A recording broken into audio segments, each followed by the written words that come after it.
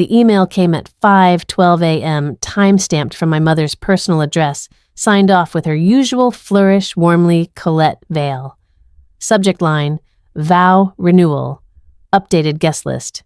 I knew better than to click it, but I did anyway. The message was 3 sentences long. Hi, sweetheart, we've decided to keep the ceremony intimate, just family and important guests. Hope you understand. That was it. No greeting, no details. No direct mention of me, even though the subtext was as sharp as a knife, and I've read enough contracts in my life to know what's not written often speaks louder than what is, just family. And important guests. I was neither. I stared at the screen in the quiet cabin of Andara, still docked along the Florida Keys, and let the words wash over me. Not with rage, not even sadness. Just that cold, clean sensation of clarity. Like flipping on overhead lights in a house you already knew was empty. My name is Brenna Vale. I'm 34 years old, founder and CEO of Mistral Marine, a private yacht design company that supplies to dignitaries, royals, and the quietly ultra-rich. I've been called a genius by some, a ghost by others. But most days, I'm just the girl who used to sit at the edge of the dock behind my father's resort. Sketching boats I wasn't allowed to touch. I didn't reply to her email. There wasn't a point. Instead, I forwarded it to Dorian, my chief of logistics, with a single line. Proceed with launch confirmation. Keep security discreet. Andara docks June 9th, 1600 hours, the same day as the Vow Renewal. The same beachside town. The same shoreline my father had once walked me off of, saying, "If you're going to chase fairy tales, do it far from here. This family's built on salt sweat and structure, not dreams." I guess he forgot Salt builds boats too. They didn't know I was coming. But I wasn't crashing anything. I had no intention of entering their ceremony, no plan to make a scene. That would have given them too much credit. This wasn't about being seen. This was about being undeniable. The Vow Renewal, my parents' second wedding, as my mother called it, was taking place on the lawn of the resort they've run for years, a carefully staged performance of legacy and reputation. The guest list I'd later learn through someone else included my brother Jasper and his new wife, a retired Navy admiral, 2 social media influencers, and a mid-tier local politician whose wife adored my mother's sangria recipe. Meanwhile, the harbor just north of that very lawn, the one they used to forbid me from stepping foot on, had been reserved months ago under a holding name that traced back to me. Andara, my newest design, would arrive fully staffed and fully press-ready, not for them, for my clients, for my legacy. Still, the symmetry of it all wasn't lost on me. 15 years ago, they told me my obsession with hull curvature and engine placements was cute, but unsustainable. When I left home at 24, they didn't stop me. When I graduated from marine engineering under an alias, they didn't notice. When my company secured its first international defense contract through blind bidding, they cheered for my brother's engagement instead. I wasn't angry anymore. You don't stay angry this long and survive. Instead, I got quiet. I built. I moved in silence. And now, without saying a single word to either of them, I would be present at their big day, not seated in the family row, not included in the toasts or the slideshow, but docked just behind their ceremony, floating on the manifestation of everything they told me I couldn't become. The funny thing about yachts is that they don't need applause to be majestic. They don't need permission to exist. They just glide in. I closed the laptop, stood from my built-in desk, and looked out the wide pane of glass that framed the ocean like a gallery piece. Crew members were already moving quietly on deck. Dorian was walking the harbor perimeter with a clipboard. The water was calm, the skies clear. June 9th was forecasted to be perfect, and for the first time in a long time, I believed it. I used to think if I played by their rules long enough, I'd earn my way into their version of love. That, if I sat still at Sunday brunch, nodded through lectures about stability, and smiled in family photos I didn't belong in, they'd eventually see me, not just look past me. But the truth is, I was never trying to become their perfect daughter. I was just trying not to be their disappointment. Back then, I was 2 semesters into a mechanical engineering master's program at Tulane. I had the grades, the grants, the carefully chosen internships.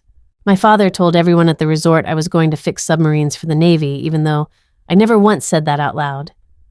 What I had said on more than one occasion was that I loved boats, not war machines, not oil rigs. Just boats. Their shape, their logic, their quiet language. Hull angles made more sense to me than social niceties ever had. Deep down, I already knew I didn't want to fix other people's designs. I wanted to build my own. The break came one night in March. I was sitting in the back row of a guest lecture on fluid dynamics, and all I could think about was a sketch I'd done weeks earlier. A 32-meter solar-assisted catamaran with an asymmetrical bow. The kind of thing that would have made my professors raise their eyebrows. Too unconventional, too whimsical, too art school. But it felt right. I kept drawing it late at night between lab reports and meetings with advisors. I'd even started emailing designers I admired, asking questions anonymously. One of them, a Norwegian architect with a studio in Key West, invited me to visit his workshop. No promises, he said. But bring your sketches. I told no one. I rented a zip car and drove 8 hours straight. When I arrived sunburned and shaking, he looked through my notebook in silence for almost 20 minutes, then said, "You didn't learn this in class." I nodded. "Good," he replied. "Stay that way." He offered me a 6-month unpaid apprenticeship on the spot. When I told my father, he didn't speak for a full minute. Then he laughed, once short-sharp, and said, "So you're dropping out of a fully funded program to go tinker with rich people's toys in Florida?" I said yes. My mother started crying before I could explain anything. "You have a future," she said. "You have a name. Do you know what people will say?" My brother Jasper leaned against the kitchen island with that smirk he always had when I failed at something. "What people?" "She doesn't even come home anymore," he said. "She's already halfway out." I left that night. No suitcase, just a backpack with my laptop, 2 pencils, and the sketchbook that had started it all. I slept on a friend's couch for 2 weeks before moving into a boatyard trailer that cost $450 a month and smelled like paint thinner. Every day, I sanded fiberglass and swept metal shavings and sketched until my fingers cramped. Every night, I told myself I'd be worth something someday, even if they never saw it. 3 months later, my aunt called to check on me. She was the only one who ever did. "Your mom says you moved to Key West for a boy," she said gently. "I didn't know you were seeing anyone." I wasn't. There was no boy. Just the same old story. They couldn't make sense of me, so they rewrote the plot. I wasn't just rejected. I was replaced, reframed, redacted. At first, I tried to defend myself. I sent emails explaining what I was doing, photos of the boats we built, even a Christmas card with a short note and a sketch on the back. They never replied. My brother unfollowed me on everything. My father blocked my number after I asked him to stop forwarding me job listings at Lockheed. My mother sent a single text in January. "Just hope you know what you're doing." I did. Or, at least I was trying to. By the time Mistral Marine filed its first patent, no one in my family knew I was still in the marine world. When we shipped our first private commission and eco-retreat tender for a billionaire couple in Australia, I thought about calling my dad just once just to say, "You were wrong." But I didn't. I wasn't angry enough for revenge. I wasn't soft enough for reconciliation. I was something else entirely tired of auditioning for a role I never wanted. That's why the email all these years later didn't shock me. The wound had closed long ago. But sometimes the scar still itched, especially when it came wrapped in polite language like just family and important guests. I wasn't either of those things to them, but soon I'd be something they couldn't ignore. The deck of Andara always felt different in the morning, quieter, more alive in its own way. The teak beneath my bare feet still carried the warmth of yesterday's sun, and the curved steel railings glinted like someone had polished them just for me. But no one had. My crew was meticulous, yes, but this yacht didn't need flattery. It was made to shine. $45 million. 28 months of design engineering and fabrication, 127 patentable elements, 7 of which were mine. and no one outside this harbor knew I had touched a single line of it. That was how I liked it. The press materials listed Andara as a collaboration between Mistral Marine and a collective of elite marine architects. No names, no headshots, just form, function, and seamless innovation. Most of our clients preferred it that way. Privacy was the new luxury. And for me, anonymity was freedom. You can't erase someone if you never admitted they were there. I walked the starboard side, slowly checking the alignment of the carbon fiber panels, letting my fingertips trail the hull like I used to trace boat blueprints with my knuckles as a kid. Every angle of this vessel had been fought for budget battles. Sleepless design revisions, water tank tests that nearly derailed the hydroplaning system, but here she was, floating like she was born on air. "You're early." Dorian's voice came from behind me, low, steady. Already 2 coffees in, he was the closest thing I had to a co-founder, though we never used that term. He had a background in aviation manufacturing, a mechanical brain wired like a conductor. We met at a subcontractor meeting 7 years ago. I sent him a napkin sketch across the table. He nodded once. That was enough. "Couldn't sleep," I said, turning toward him. He handed me a small envelope. "Legal just confirmed. We're locked in for the 9th. Full harbor access security, cleared coordination with catering. And, yes, same day as the veil ceremony." I didn't blink. "Any pushback?" He shook his head. "Nothing that matters. Local zoning board approved everything months ago.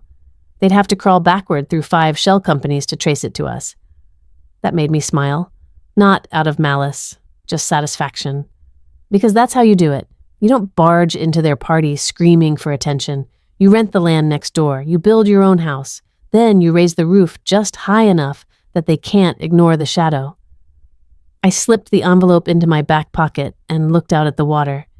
The resort was barely visible from here, just a sliver of white stucco behind the trees, flanked by lounge chairs and manufactured tranquility. My father had built it on an inheritance he never admitted came from my mother's side. For decades, he told people he built it from scratch. But I knew where the down payment came from. I knew who lost her name on the deed. It didn't matter now. I wasn't coming for the resort. I didn't want their ceremony. I wasn't showing up to confront them or disrupt the speeches or make some kind of poetic scene that would have required anger I no longer felt. This wasn't about them. Not really. It was about Andara. About what it meant to launch something that defied everything they told me I couldn't be. I didn't need them to see me anymore, but I wanted them to see her. Because in every bolt, every curve, every quiet hum of her engines, there was proof that I had existed all along and I had done it without them. Dorian pulled out his tablet. "You want to preview the guest list? Media buyers, 4 prospective clients, no press from Florida outlets per your instructions. But we're getting pokes from international brokers." "Keep it that way," I said. "No local coverage." "If they find out, it won't be from us." He nodded. That was the other rule, let them come to the story late. That way, they'd never be sure whether you meant for them to see it or not. A breeze picked up off the water. In the distance, a gull cut through the sky and vanished over the palm tree line near the resort. I wondered if the reception tables had been set yet, if the string quartet had started rehearsing, if my name had even crossed their minds. I doubted it. People like them don't remember who they erase, only the parts they replace you with. But I remember everything, and I don't need to raise my voice. Andara would do it for me. There was a time I believed that place would be part of my future. Not because I wanted it. God, I never wanted to run a beachfront inn with themed brunch menus and matching staff polos, but because it had been promised. Not in a signed contract or notarized clause. In the casual way families pass down expectations. The way my grandfather used to say, "One day Brenna will run this place tighter than any Navy crew while letting me count the keys at the front desk, or ride the dumbwaiter when no guests were around." The Vale Shore Resort wasn't just a family business, it was my family's centerpiece. The photographs on the lobby walls were all staged smiles and stiff poses year after year. Ribbon cutting, sandcastle contests, wedding packages. I was in the early photos. Then I wasn't. I didn't realize I'd been cut out until I turned 25. A routine call from the family estate attorney, someone who had known me since I had baby teeth, had gone oddly formal. I had reached out to request documents for a financial aid application. I wasn't asking for money, just paperwork. He told me, in the gentlest corporate tone he could muster, that I was no longer a beneficiary of the Vale family trust. Effective when I'd asked. Stunned, he hesitated. Then last update was just after your 25th birthday. I assumed you were made aware. I hadn't been. My voice cracked when I asked who made the change. But I already knew. My father had always treated the trust like a scoreboard. Perform and you stayed in the game. Deviate and you vanished. When I left grad school and moved to Key West to build boats, I didn't just disappoint him, I embarrassed him. And there's nothing my father hates more than visible failure. No explanation came, no phone call, just a quiet revision in an office I wasn't welcome in. My name erased not from sentiment, but from the paperwork. And that was the part that still made my chest tighten, even now as I stood on the boardwalk just beyond the resort's trimmed hedges, unrecognized and irrelevant. It had been nearly 10 years since I'd been here. Nothing had changed. The faded turquoise umbrellas, the same sea glass lanterns lining the cafe patio. Even the woman at the hostess stand looked familiar, maybe someone's daughter now, old enough to work summer shifts. I watched as a valet guided a middle-aged couple into a golf cart with embroidered towels. The man was on his phone. The woman was pointing toward the garden terrace, probably deciding where to take their anniversary photo. I wondered if they'd be at the Vow Renewal. The public boardwalk ran along the southern edge of the resort, technically open to everyone, but designed in such a way that outsiders rarely lingered. There were no benches, no public art, just a subtle narrowing of the path flanked by manicured shrubs and passive signage, private use area beyond this point. I stayed just on the legal side of it. From here, I could see the edge of the ceremony lawn, white chairs already lined in perfect rows, each with a satin ribbon and monogrammed program. The breeze carried the faint scent of lilies and salt. It wasn't grief I felt. Not anymore. It was something slower, quieter, like watching someone else live a version of your life that had never been yours to begin with. 2 young employees rolled a sound system across the grass. Neither looked twice at me. In their world, I was just another sunburned tourist walking past a place I couldn't afford to stay. They weren't wrong. Not long ago, that had been exactly true. I thought of my mother, her pressed linen dresses and perfect diction. Her skill at pretending discomfort was charm. She would be checking flower arrangements right about now, making sure the cocktail napkins had the new monogram M&C Vale Est. 1986, renewed, 2023. I wondered if she'd pause, if she'd look toward the boardwalk and think of me. Probably not. She had always believed legacy was about image, appearances, who showed up and who stayed quiet. And I had done her the courtesy of staying very quiet for a very long time, until now. I checked my watch. My Dorian would be arriving at the marina within the hour to finalize staging on Andara. From the resort lawn, the yacht wouldn't be visible yet, not until we brought her around the southern inlet, not until she cleared the mangrove line and moved into view. But soon she'd glide into frame like a painting unveiled. I turned away from the hedge. I didn't need to watch them rehearse their version of permanence. They had written me out of the story. But the water remembered.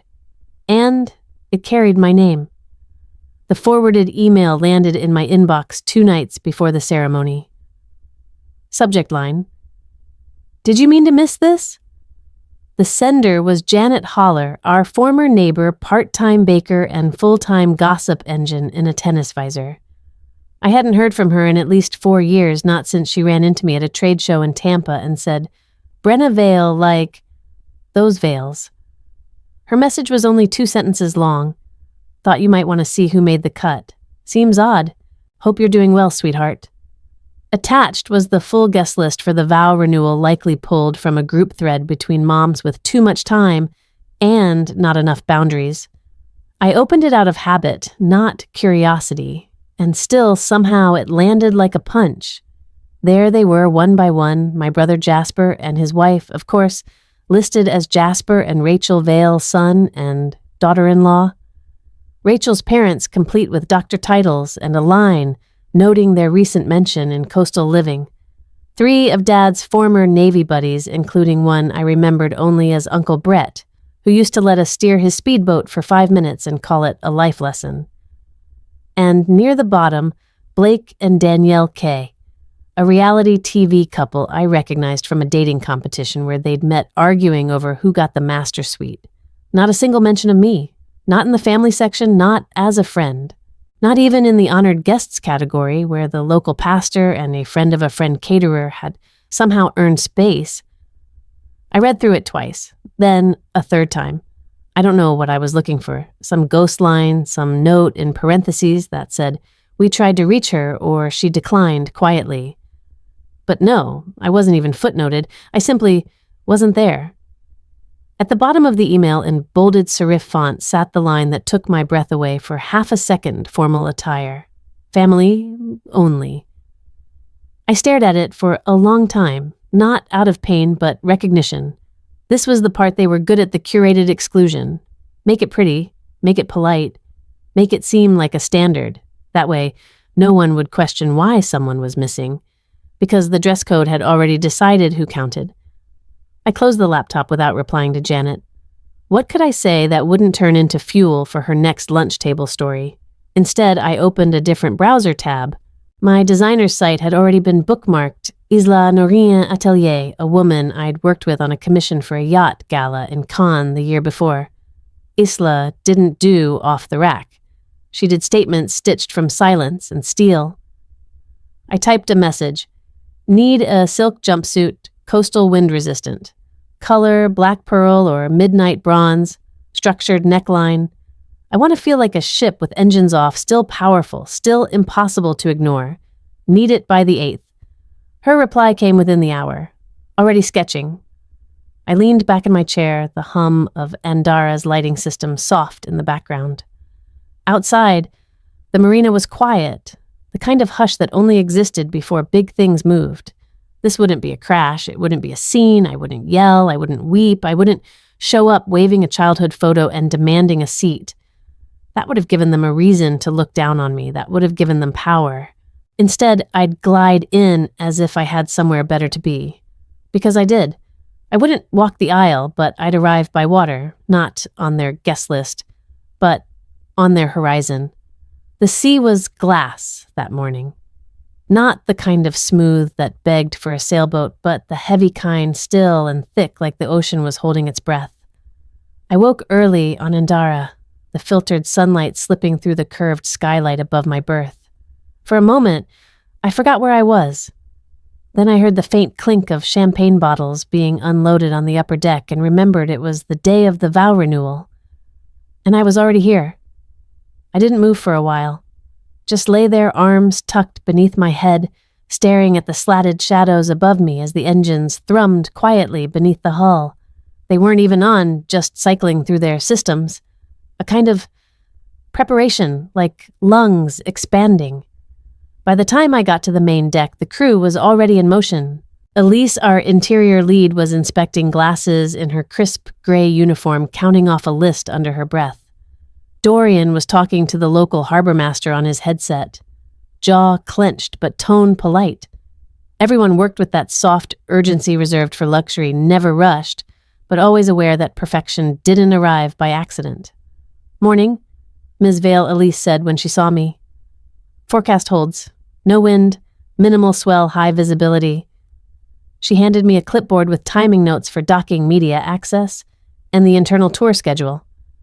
I barely glanced at it. "Thank you," I said. "Don't let the guests see any branding until we clear the inlet." She nodded and moved on. No one questioned me on this yacht.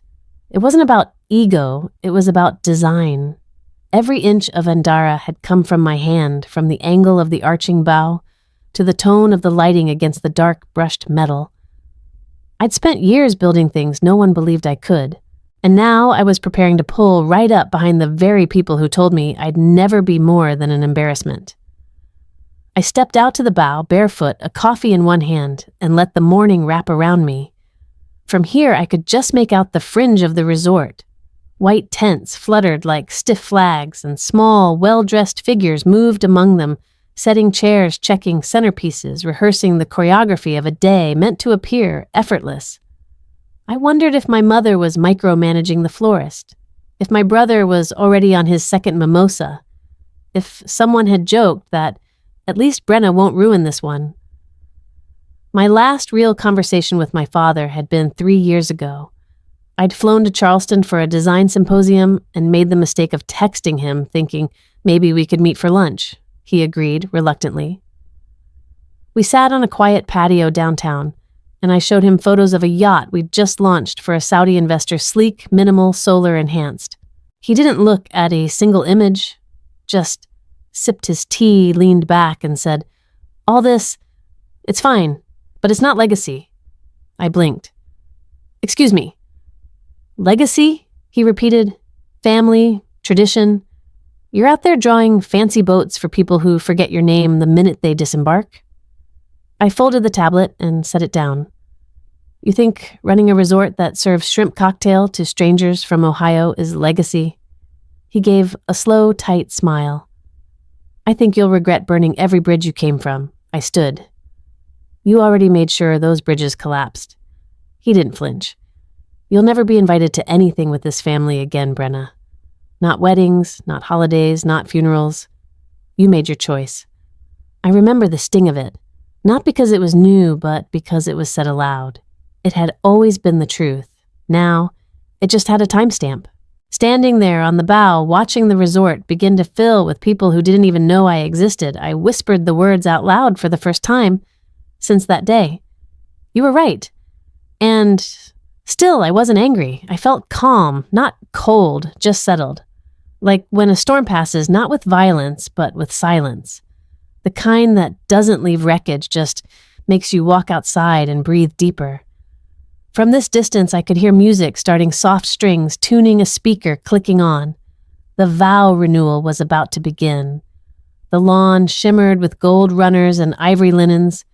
Waitstaff carried trays in tight formations, and the photographer adjusted his lens toward the altar arch. I could almost hear my mother's voice directing someone just a little to the left. No, not that much. She'd be wearing something elegant. My father would be beaming like it was the coronation of their legacy, and none of them would be looking toward the water. Not yet. But they would. Soon, and they wouldn't be ready. From my position on the upper deck behind tinted glass, I could see it all the guests filtering in the ivory folding chairs, lined in curved rows across the lawn, the arch of lilies and white fabric swaying gently in the coastal breeze. It was an expensive kind of pretty planned, pruned and pinned into place like a picture you hang for people who might never return. They had pulled out all the stops. I counted 3 servers per table, a live quartet, and someone with a clipboard directing seatings like it was a military operation. It probably was in my father's eyes. And at the center of it, all stood my parents, Marshall and Colette Vale, flanked by golden lanterns and curated family smiles. My mother wore a soft champagne gown, high neckline, long sleeves, as if aging hadn't happened. My father wore a dark tailored suit with a military pin still visible on his left lapel because of course he did. He looked every bit the coastal patriarch, shaking hands, laughing too loud, making eye contact like it was currency. They looked proud, practiced, complete. I watched the scene like someone watching a play written in a language they used to speak. I understood the gestures, but not the meaning anymore. One of the servers poured water into crystal glasses just as the string music dipped. A hush moved through the crowd, that trained social cue that said, "Something is starting." I leaned slightly against the window, not close enough to be seen, but close enough to hear the mic switch on with a soft pop. My father stepped forward and cleared his throat. "Good afternoon," he began, smiling wide. "Thank you all for being here, for showing up, some of you from as far as Seattle, others just down the coast. We feel incredibly blessed." He paused for dramatic effect.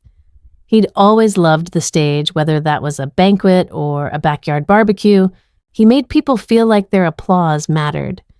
"Colette and I have been through many seasons," he continued. "Young love, hard years, triumphs, setbacks, and the gift of raising 2 amazing children. But through it all, what anchored us was this family. And not just a name. Family is who shows up, who stays close, and who makes us proud." The audience clapped on cue. My mother blinked slowly beside him, lips pressed into that serene, tasteful smile she'd perfected over decades. I didn't react. There was no sting this time, just that low hum again beneath the deck. The shift of something coming. Then came the tap on the glass. It was Dorian, calm as ever, with a nod and a quiet, "She's ready." I followed him down the narrow stairs to the control bridge. From there, our pilot, Jules, a former naval engineer turned luxury vessel operator, checked his instrument panel and confirmed position. "Approaching rear dock," he said. "Tide's optimal. She'll cut straight through the inlet behind the ceremony site. Visibility full." "Go," I said. Andara moved like breath. Slow, certain, silent enough to be elegant, but heavy enough to draw presence. She rounded the bend of mangroves just as the officiant was stepping forward to begin the vow renewal. From the crowd's perspective, it probably began as a shimmer, a subtle motion on the water, then shape, then form, then name Andara.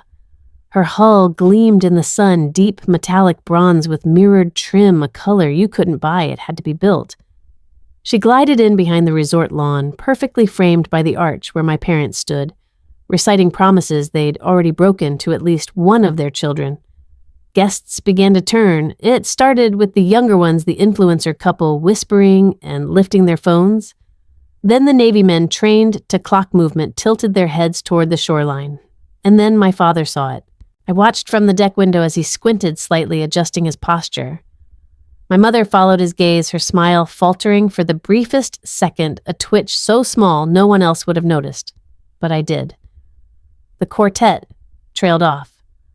One of the servers stopped mid-pour. A breeze swept through, rustling the linen runners. Andara docked with precision, no ceremony, no announcement, no horns. Just presence. I stepped into view dressed in the custom silk jumpsuit Isla had overnighted from Paris midnight bronze structured collar, clean lines like a blade. I said nothing. I waved to no one. I simply existed, and for the first time in that carefully curated day, they didn't know what to do. They had told themselves I was gone, rewritten me out of the story, but I hadn't disappeared. I'd just learned to arrive differently.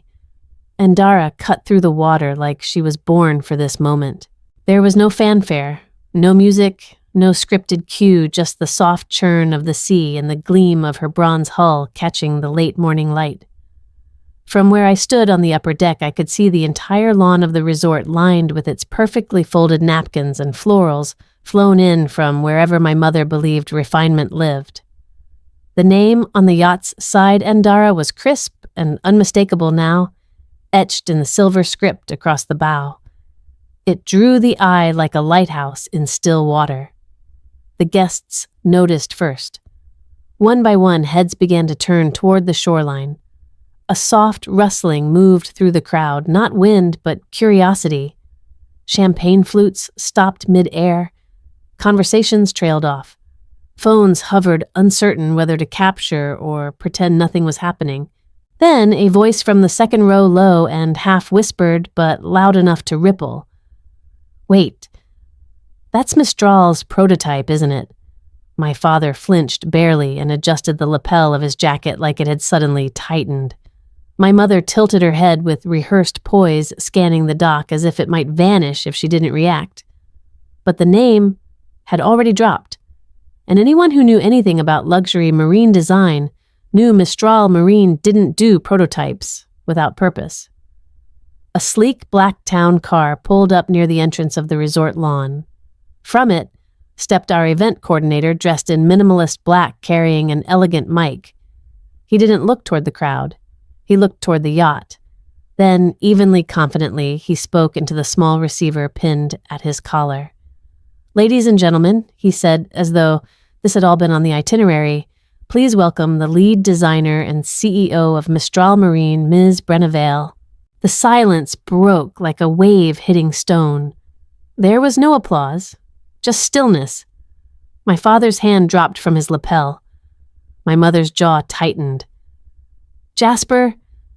My brother shifted uncomfortably beside his wife, who whispered something in his ear and looked away quickly. I stepped forward. No music played. No spotlight found me. I didn't need one. The moment lit itself. The silk jumpsuit Isla had made moved with weight and intention. Structured collar, tailored waist, a deep bronze so rich it caught the undertones of the yacht beneath me. I didn't smile. I didn't wave. I just walked to the bow and looked out at them, my family, their friends, their curated guests and shallow toasts and perfect centerpieces. From the resort's edge, a woman raised her phone and began filming. Then another. Within seconds, people were murmuring again, asking each other what Mistral Marine was doing here, why I had the same last name as the couple being honored, whether this was a publicity stunt or a mistake. It was neither. This wasn't a crash. I hadn't stepped onto their lawn or spoken over their ceremony. I hadn't taken the mic or raised my voice. I simply arrived where I was already meant to be, where I had every right to be, because I wasn't the interruption. I was the moment. A man near the front, one of Dad's longtime business friends, an oil exec who used to call me kiddo at barbecues, lowered his sunglasses and looked at me with full recognition. I saw it hit him. Not just who I was, but what I'd become. Mistral Marine. The mysterious, minimalist design house that had taken over 3 international markets in the last 2 years. No interviews, no public founder, only speculation elegance and waiting lists. And now a name. I let the silence stretch. Not out of drama, but wait. I wanted them to feel it. Not the spectacle, but the shift. My mother was the first to react. She stepped toward the edge of the lawn and said carefully, "We weren't expecting you?" I met her eyes and replied without raising my voice. "You weren't invited to mine either, but I still sent champagne." Her lips parted like she might protest, but she said nothing. Dorian appeared beside me, calm and unfazed, holding a tablet. "Guests are requesting a private tour," he murmured. "Should I begin the rotations?" I nodded. "Also," he added without looking up, "your father's primary investor just asked if they could speak to you privately regarding a potential collaboration." Of course he did. I turned back toward the dock as the first guests, politely disengaging from the Vow Renewal crowd, began to make their way toward Andara. Not all of them, but enough. Enough to shift the center of gravity. I didn't wave anyone over. I didn't signal. But the tide had changed, and this time, it was pulling in my direction. As I descended toward the lower deck, I passed by a decorative placard mounted near the entryway of the yacht. It read, "Designed in silence. Built for presence." I hadn't planned for that to be public, but maybe it was perfect. After all, I wasn't there to make noise. I was there to make impact. The sound of crystal hitting stone isn't loud, but when it happens in silence, it's all anyone hears. My mother's wine flute slipped from her fingers the moment she realized the name echoing through the speakers wasn't just similar to mine, it was mine. It hit the slate tile beneath her heels, shattered into 5 clean pieces, and released a splash of champagne that caught the hem of her gown. She didn't move to pick it up. She just stood there blinking like she wasn't sure if the glass had broken or if she had. Beside her, Jasper's wife, Rachel, reacted a beat too slowly. She reached down and dabbed the spill with a napkin while glancing around, pretending not to notice that half the crowd had already turned toward the dock. She tried to keep smiling, but it was the tight kind, social-strained survival mode. A woman who sensed the power shift and didn't want to be caught on the wrong side of it. My father didn't move. He stood at the edge of the lawn shoulders, square mouth, neutral, like a statue caught between command and collapse. I could see it in his eyes, the calculation, the effort to hold on to control of the room. But It was slipping, and he knew it. Dorian was already working through the guest list, moving like a conductor in motion. With practiced discretion, he approached each high-value guest one by one, offering quiet invitations for a private walkthrough aboard Andara. "If you'd like a closer look," he said in his even cordial tone. "The designer is available to answer questions personally." People didn't hesitate. One of my father's biggest sponsors, the same man who'd written checks for resort expansions and once called me unfocused, was already headed down the boardwalk, his wife trailing behind, wide-eyed. A group of investors from Miami followed. Even the reality TV couple whose only discernible talent was turning public moments into brand deals were whispering to their manager and adjusting their sunglasses as they followed the current. My mother stepped forward. "Brenna," she said, trying to gather herself. "What is this?" I didn't stop walking. I didn't raise my voice or break stride. I passed her the way I'd passed her 100 times in my life, right there, arm's length apart, and still somehow miles away. At the edge of the reception space where the ceremony arch framed the open lawn and the sea beyond, my father stood rooted like a man waiting for an explanation. But he didn't deserve one. Not after all the years of pretending I didn't exist. Not after turning silence into strategy. I walked right past him, and as I did, I looked up just enough for him to meet my eyes and said with nothing but calm congratulations. "Looks like you finally got the perfect family photo." He flinched, just slightly, but it was enough.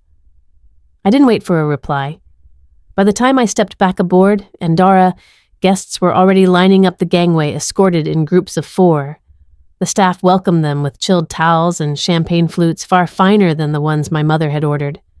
Elise handled the tour with effortless elegance, moving from the carbon-lined helm to the mirrored galley like she was guiding royalty. Every detail gleamed. Inside the main salon, one of the Miami investors turned to me and said, "We've been trying to get in touch with whoever runs Mistral for over a year. Didn't expect her to show up behind the ceremony." I smiled without apology. Neither did they. Another guest laughed, just one, just enough, and the air shifted. Not into cruelty, just understanding, recognition. Back on the resort lawn, the music resumed. Someone restarted the playlist. But it didn't matter anymore. The center of gravity had moved, and everyone knew it. From the upper deck, I watched as my father finally stepped away from the altar and walked slowly toward the catering table, shoulders tighter than before. My mother whispered something to Jasper, who didn't reply. He was staring at Andara, his jaw set, arms crossed, like a boy caught in a storm without an umbrella. I didn't feel triumphant. I wasn't here to gloat, but I had shown up, and this time, they couldn't pretend I hadn't. Not when half their guest list was boarding my deck. Not when the name they tried to bury was etched into the side of the vessel they couldn't stop staring at. By evening, the lawn had been cleared. The floral arch came down first, quietly disassembled by staff in black polos, followed by the cocktail tables and string lights that never got to finish their glow. The air still smelled faintly of salt and roses, but the party was over, even if no one said it out loud. Back aboard Andara, we hosted a soft closing reception for select guests. It wasn't loud or showy, just champagne caviar and the kind of conversation that moved markets. I didn't mingle much. Elise handled most of the guests with her usual grace, and Dorian was already fielding inquiries about future commissions. I stood near the helm, letting the night wrap around us like a velvet curtain, quiet and clean. Then Dorian approached with a tablet in hand, and that particular glint in his eye. He didn't say anything right away, just handed me the screen. It was an email, short, formal. From the lead partner at Coastline Holdings, the same man who'd funded nearly every Vale Shore resort renovation over the last decade. The subject line read, "Strategic Redirection Notice." The body was barely 3 lines long. Effective immediately, we are reallocating all pending capital toward Mistral Marine's oceanfront innovation corridor.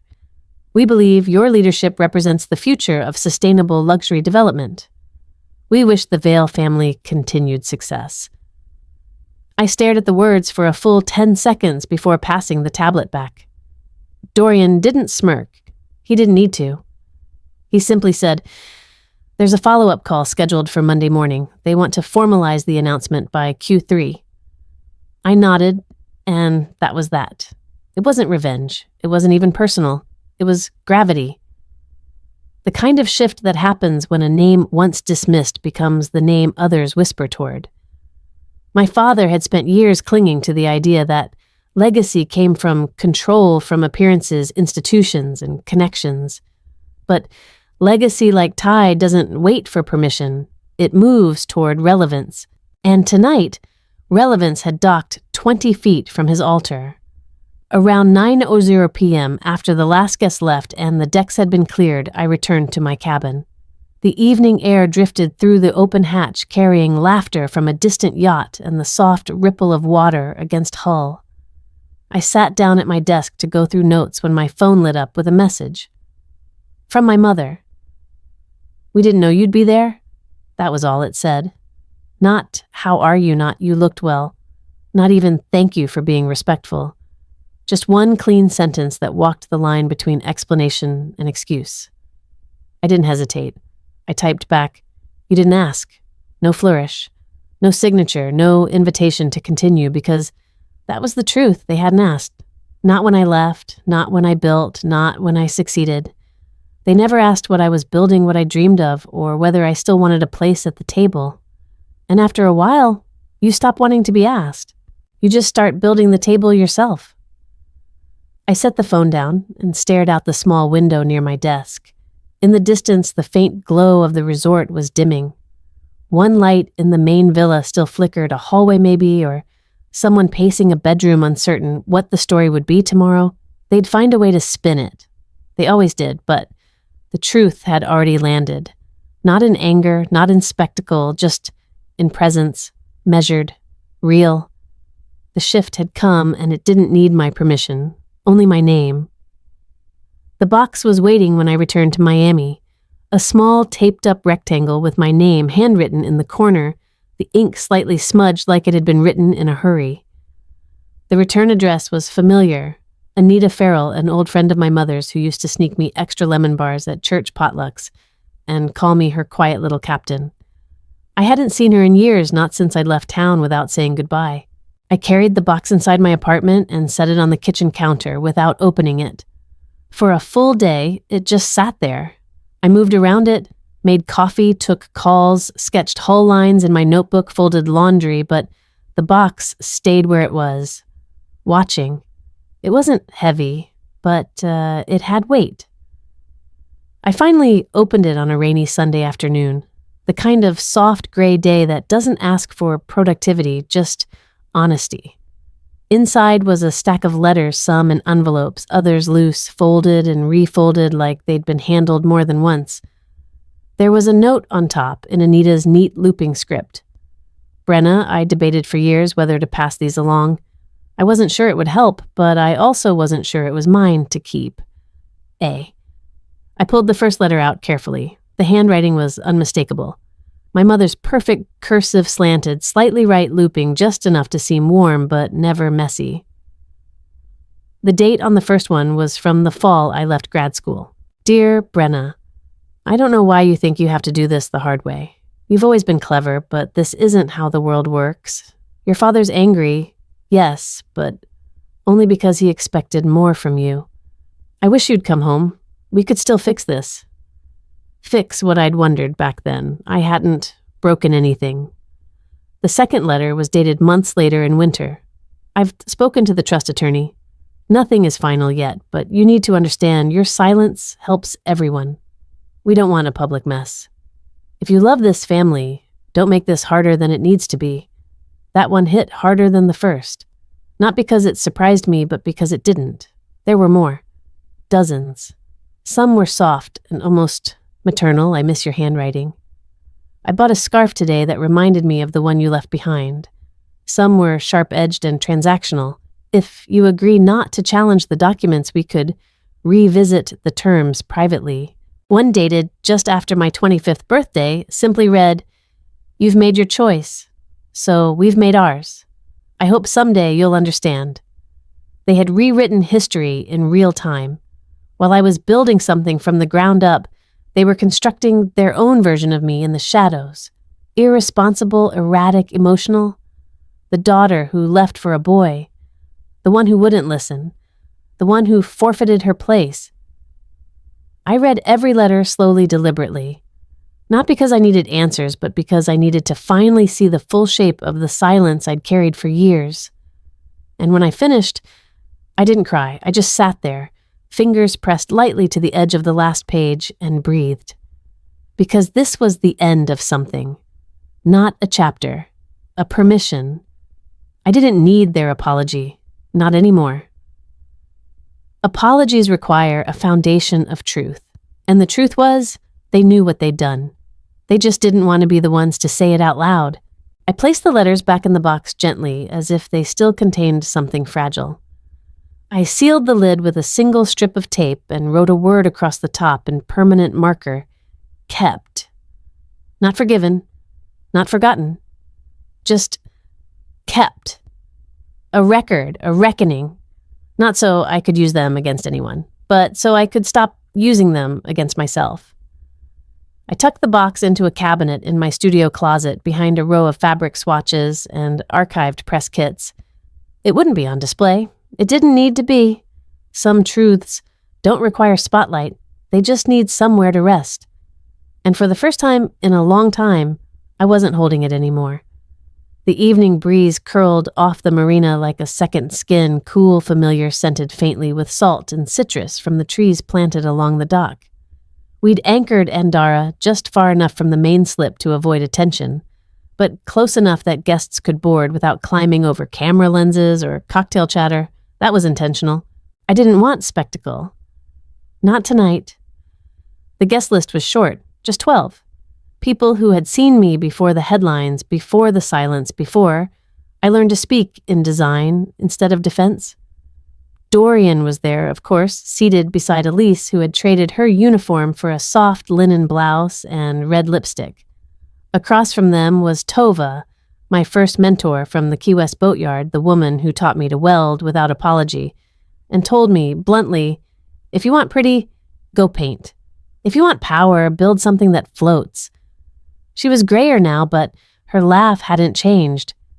There were others, a client-turned-friend who once took a risk on my unknown firm, the marine law professor, who helped me structure Mistral's original licensing language, and Ren, my COO, who had come to me fresh out of grad school and stayed, even when the pay was barely enough to cover rent. Each of them had given me something no one in my family ever had belief without condition. We sat around the dining table beneath Andara's canopy, the lighting soft and golden, casting long shadows across polished teak. No press, no name tags, no strategic alliances, just real people, real wine, real conversation. And a meal prepared by a chef I had found years ago at a roadside seafood shack on Highway 1. He now ran kitchens on 3 continents, but when I called, he said, "For you, I'll bring the knives myself." The food was exceptional, but that wasn't the point. It never had been. The point was this table existed, and I didn't have to ask for a seat. I made it. I measured the wood, bolted the leg, stained the surface, and decided who sat beside me. No monogrammed programs, no assigned rows. Halfway through dessert, a coconut tart with just the right bite of lime, Tova raised her glass. "You know," she said, leaning back, "you're the kind of woman who doesn't need a seat at their table." She held the glass, steady, her eyes locked on mine. "You built your own." It was quiet for a beat after that. Not out of awkwardness, but reverence. The kind of silence that knows not to rush a truth. I didn't deflect. I didn't laugh or shake my head or say something self-deprecating like I used to. I just nodded gently and clinked my glass to hers. "Thank you," I said. Because she was right, and I wasn't afraid to accept that anymore. Later, as the party drifted into murmured stories and second pours, I stepped out onto the bow alone. The harbor glowed in the distance, warm lights, quiet music from a yacht 2 docks over, the clink of glasses from strangers, celebrating something that probably didn't require so many sparklers. I stood there for a while, letting the breeze run its fingers through my hair, the hum of Andara beneath my feet steady and earned. This ship didn't just float, she carried me. Somewhere back on land, my family was probably still explaining the weekend to whoever would listen, why guests had left early, why their biggest investor had pulled out, why a yacht had stolen the show without ever crossing the property line. But that wasn't my concern anymore. I didn't need their table, or their apology, or their invitation. I had something better, a seat of my own. I opened my laptop late, long after the last message had been read and the marina lights had dimmed. The cursor blinked against a blank email screen, waiting like a held breath. I didn't know if I meant to write or just sit in the quiet with the option in front of me. The to line stayed empty. I wasn't even sure if my mother still used the same address. She changed accounts often for security, though I always suspected it was just another way to keep control of the narrative. But I didn't need her to receive it. I just needed to say it to someone, even if it was just the blinking cursor and me. My fingers hovered, then began. Dear Mom, I'm not angry. I stopped there, let the words settle. That part was true. I wasn't angry, not anymore. The anger had burned itself out years ago when I realized the silence wasn't temporary. When birthdays passed without a message and photos I was once part of got replaced with better lighting, tighter crops, and no trace of me. I typed again, slower now. I'm not angry, but I won't pretend you didn't choose the version of me that made you most comfortable. The one who was reckless, ungrateful, emotional. That story fit easier into dinner parties and alumni newsletters than the one where I left because I couldn't keep shrinking into someone you approved of. I paused, watching the lines take shape on the screen. It wasn't venom, it wasn't revenge, it was just accurate. I understand now that you needed control, that you measured love in loyalty and silence.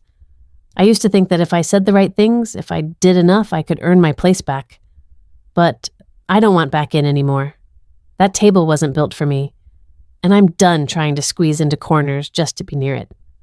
The cursor blinked again, waiting for more.